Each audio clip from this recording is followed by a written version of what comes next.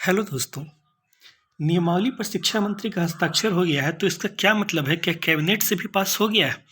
इस तरह के प्रश्न आप में से बहुत सारे लोग पूछ रहे हैं, तो इस प्रश्न को भी हम लोग देखेंगे और इसके साथ साथ अन्य सारे जो प्रश्न हैं, जैसे 60-40 वाला मुद्दा है और कुछ और मुद्दे हैं, उन सारे को लेकर हम लोग चलेंगे इस वीडियो में। सबसे पहली बात है कि लोग पूछ रहे हैं कि नियमावली पर शिक्षा मंत्री का हस्ताक्षर हो गया है तो इसका क्या मतलब है? देखिए, सीधी-सीधी बात है कि किसी भी नियम को बनाने में कई तरह के प्रोसेस होते हैं, ठीक है? सबसे पहले तो अधिकारी नियमों का जो एक ड्राफ्ट होता है, फ़ॉर्मूला होता है, वो तैयार करते हैं। वो एक वायरल नियमावली आप लोगों ने देखी होगी, लगभग अगस्त के महीने में आप लोगों ने देखी होगी।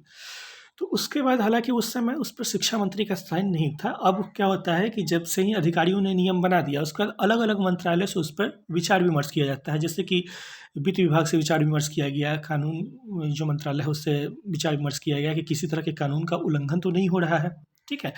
ये सब चीज़ें जब फाइनली हो जाती हैं, तब अंत में शिक्षा मंत्री का इस पर हस्ताक्षर हो गया है, ठीक है?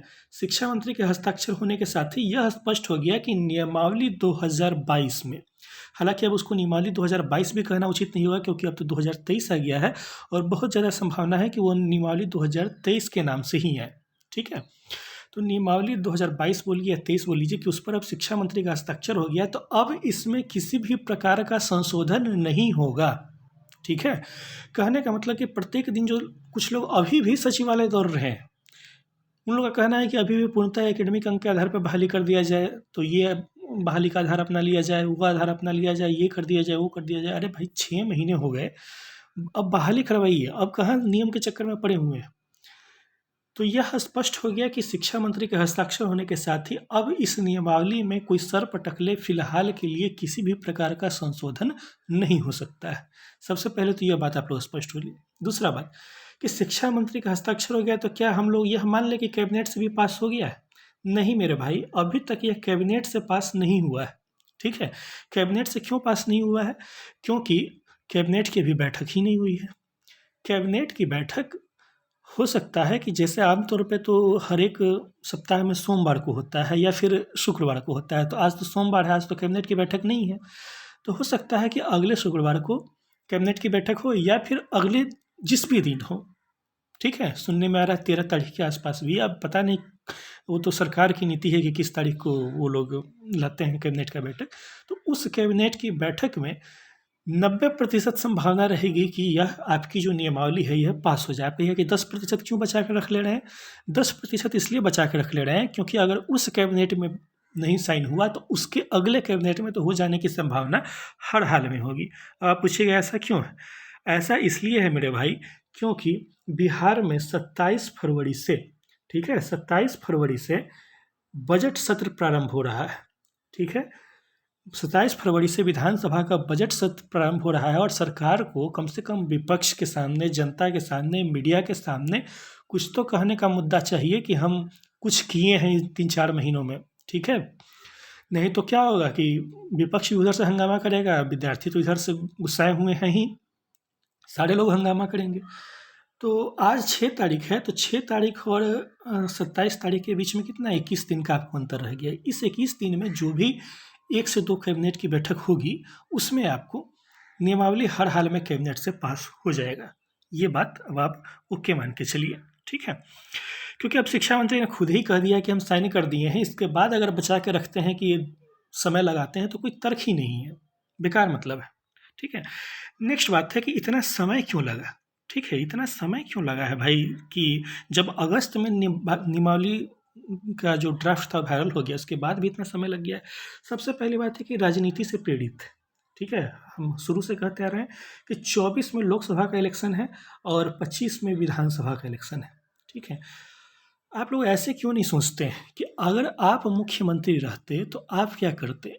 आप यही करते कि बहाली को चुनाव के नज़दीक तक इतना खींच लीजिए कि उसके बाद लोगों को वोट देते समय याद रहे कि इस सरकार ने हमको रोज़गार दिया है, ठीक है? वरना भारत में लोगों को भूलने की आदत बहुत ज़्यादा है। 2 साल पहले क्या हुआ वो आप भूल चुके होंगे, ठीक है? लोग वोट ले लेता है नीतीश कुमार से, जाके बटन दाब देता है नरेंद्र मोदी को, ठीक है? वो तो अलग बात है कि आप लोग किसको दीजिएगा, हम राजनीति के यहाँ पे बात नहीं कर रहे हैं, लेकिन आप ऐसा बिल्कुल मत सोचिए, क्योंकि नेता कोई भी हो, वो जब भी काम करेंगे राजनीति से प्रेरित होकर ही करेंगे, और यहाँ आपकी बहाली जो 7वें चरण की है वो भी राजनीति से ही प्रेरित है, क्योंकि किसी न किसी तरीके से इसको 2024 के चुनाव के आसपास खींच देना है। क्योंकि देखिए, नरेंद्र मोदी का आपको मुकाबला करना है तो आपको ये दिखाना पड़ेगा ना कि हम बिहार में क्या किए।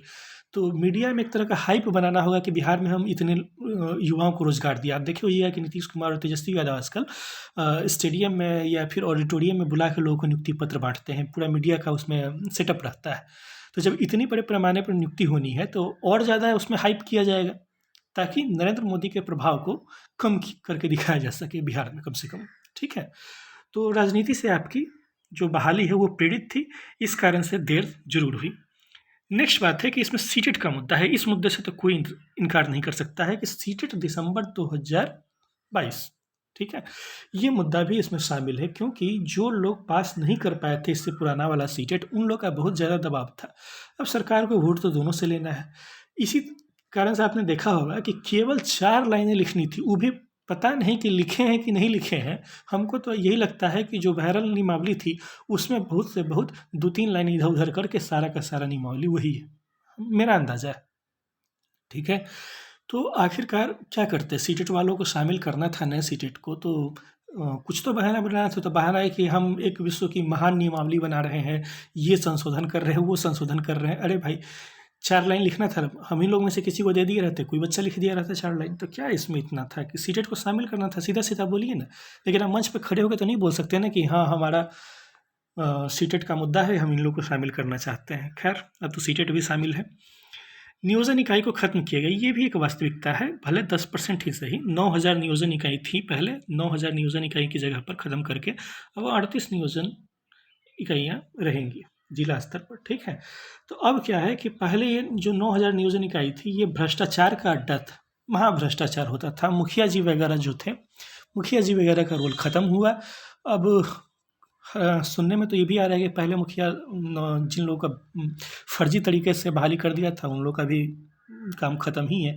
कल ही शायद पश्चिमी चंपारण या कहीं के बारे में पढ़ रहे थे कि लगभग 80 शिक्षकों को बर्खास्त किया गया है। श्योर नहीं है किस जिला से, थोड़ा भूल रहे हैं। तो ये भी एक बात थी। अंतिम बात कि कैबिनेट से मोहर कब तक लगेगी, ये तो हम चर्चा कर ही चुके हैं। कौन सा फॉर्मूला लगेगा, ठीक है, देखिए कौन सा फॉर्मूला लगेगा, इस पर खुद शिक्षा मंत्री ने सस्पेंस क्रिएट कर दिया है कि 60-40 का लगेगा, या फिर आपको जो पहले मिलता था कि 2 अंक, 4 अंक, 6 अंक और 10 अंक ये मिलता था। ठीक है, 2 अंक, 4 अंक, 6 अंक, 10 अंक का फॉर्मूला क्या था, जो लोग नए कैंडिडेट हैं उन लोग को नहीं समझ में आ रहा होगा, सीधा सीधा समझ लीजिए। चूँकि हमको स्पष्ट रूप से याद है इसलिए हम बोल भी देते हैं। ये फार्मूला ये था कि किन्हीं को, चूँकि SC ST वर्ग के जो छात्र हैं उन तो 75 पे सीटेट पास है, तो एक तरह से मान सकते हैं कि 75 से लेकर, सॉरी माफ़ कीजिएगा, 75 वालों के लिए हम श्योर नहीं है यहाँ पर कि SC ST को मिलता था कि नहीं, लेकिन 82 पर तो श्योर है। 82 से लेकर, ठीक है, जिन लोगों का 105 अंक था उन लोगों को 2 अंक मिलता था। मतलब सीटेट में अगर आपको 82 से लेकर 105 है तो उनको 2 एक्स्ट्रा अंक मिलते थे मेधा सूची के निर्माण में। ठीक है, 106 से लेकर अगर 120 के बीच में है तो आपको 4 अंक मिलता था। 121 से लेकर 135 के बीच में सीटेट में है आपको नंबर तो 6 अंक मिलता था। 135 से ऊपर अगर आपको है तो 10 अंक मिलता था। ठीक है, सीधी सीधी बात। अब यहाँ पर बात है कि ये वाला फार्मूला लगेगा या 60-40 वाला फार्मूला लगेगा। सबसे बड़ा विवाद यही है, और इस विवाद को कोई और नहीं, खुद शिक्षा मंत्री ने भी खड़ा कर दिया। अब कहिएगा कैसे। शिक्षा मंत्री ने 2 ट्वीट किए, और 2 ट्वीट किए हैं और 1 बयान दिया है मीडिया में। ठीक है, इसके माध्यम से उन्होंने कहीं भी स्पष्ट नहीं किया है कि हम कौन सा फार्मूला लगाने जा रहे हैं। और जो ट्वीट किया है उन्होंने दूसरे दिन, उसमें जो 4 अखबार थे और चारों अखबारों में अलग अलग मेधा सूची निर्माण की विधि थी, उस चारों को उन्होंने ट्वीट कर दिया है। यहाँ तक कि दैनिक भास्कर में छपा हुआ था कि 60-40 हम करेंगे, 60-40 वाले को भी उन्होंने ट्वीट किया है। हम अभी इस वीडियो को बनाने से पहले फिर से देखें उनका ट्वीट, 60-40 वाले को भी उन्होंने ट्वीट किया है। ठीक है, इसके अलावा एक जो ये 2 अंक 4 अंक वाला फार्मूला है, 2, 4, 6, 10 वाला, इसको भी ट्वीट किया हुआ है। ठीक है, अब समझ में नहीं आता है कि आखिरकार कौन सा होगा। लेकिन हम अभी भी कहेंगे कि शिक्षा मंत्री की भाषा को देखकर और ट्वीट किए हुए उनका जो एक अंदाज है, बोलने का अंदाज, ठीक है, उसको देखकर ऐसा लगता है कि उनकी बात 60-40 के पक्ष में झुकी हुई ज़्यादा है। एक अनुमान ये भी लगाया जा रहा है कि ऐसा भी हो सकता है कि आपको जो नियमावली आए उसमें कहीं भी फॉर्मूला का जिक्र ही ना हो। ठीक है, हम लोग इतना हाइप कर रहे हैं, इतना उछल कूद मचा रहे हैं, लेकिन ऐसा भी हो सकता है कि फॉर्मूले का इसमें कोई जिक्र ही नहीं हो। अब आप कहिए कि फॉर्मूला का जिक्र नहीं होगा तो बहाली कैसे होगा, किस 7वें चरण का? ये आप कैसा बात कह रहे हैं? बिल्कुल हो सकता है। ठीक है, इसमें केवल नियमावली में इतना लिखा जा सकता है कि संबंधित आयोग तय करेगा। मान लीजिए कि आयोग के माध्यम से बहाली होनी है ना, अब ये आयोग कौन सा होगा पता नहीं, वो तो भविष्य में तय होगा कि बीपीएससी के द्वारा बहाली होगी या बिहार एसएससी के द्वारा होगी या कोई नया एक आयोग बनाया जाएगा, वो सब तो खैर बात की बात है। ठीक है, लेकिन हो सकता है कि इस नियमावली में ऐसा लिख दिया जाए, जो लोग अच्छे खासे जानकार हैं, आप लोग इस बात से एग्री कर रहे होंगे, कि सीधा लिख दिया जाए कि बहाली का फॉर्मूला आयोग तय करेगा भविष्य में। ठीक है, अब कहिए भविष्य में आयोग तय करेगा, इसका मतलब क्लियर करके बता दीजिए। इसका सीधा सीधा मतलब होगा कि अभी तो आपकी नियमावली आ रही है, अभी आपका ये नहीं आ रहा है, नोटिफिकेशन नहीं आ रहा है 7वें चरण का। ठीक है, जिस दिन नोटिफिकेशन आपका आ जाएगा, इस नोटिफिकेशन में स्पष्ट रूप से लिखा हुआ होगा। ठीक है, ये नोटिफिकेशन आपका है और इस नोटिफिकेशन में लिखा हुआ होगा कि 7वें चरण की बहाली में ये पैमाना लगेगा, ये फार्मूला लगेगा, चाहे 60-40 का फार्मूला लगे या जो भी फार्मूला लगे। ठीक है, एक तरीका ये भी हो सकता है, पूछिएगा कि इस तरीके पर सरकार क्यों विचार कर सकती है? इस तरीके पे विचार इसलिए कर सकती है क्योंकि नियम अगर स्पष्ट नहीं हो तो सिर फुटअव्वल का संभावना कम हो जाता है। क्योंकि अभी हम देख रहे हैं कुछ दिनों से कि फिर से एसटीईटी मेरिट और नॉन मेरिट में भयानक लड़ाई हो रहा है। मेरिट वालों का अपना पक्ष तगड़ा हो रहा है, वो लोग कह रहे हैं कि हमारे हिसाब से नहीं हुआ तो हम केस कर देंगे। नॉन मेरिट वाले कह रहे हैं कि हम केस कर देंगे। अगर आप किसी भी एसटीईटी मेरिट या नॉन मेरिट के ग्रुप से जुड़े हुए होइएगा तो देखे होइएगा कि ऐसा मैसेज आजकल खूब चल रहा है उस ग्रुप में। हालांकि इन लोगों को समझना चाहिए कि किसा किसी का खेल बंद कीजिए आप लोग। बहुत दिन हो गया, 4 साल तो हो गया है, अभी तक भी मन अगर ठंडाया नहीं है तो आप सरकार को बस मुद्दा दे रहे हैं, कुछ नहीं, जैसा नियम आता है उसके हिसाब से केवल बहाली करवाइए। ठीक है, तो ऐसा भी अनुमान है और इन सारे अनुमानों को हवा दे रहे हैं खुद शिक्षा मंत्री दे रहे हैं, क्योंकि इन्होंने कहीं भी स्पष्ट नहीं किया है, इसलिए हम लोग भी नहीं कर सकते हैं।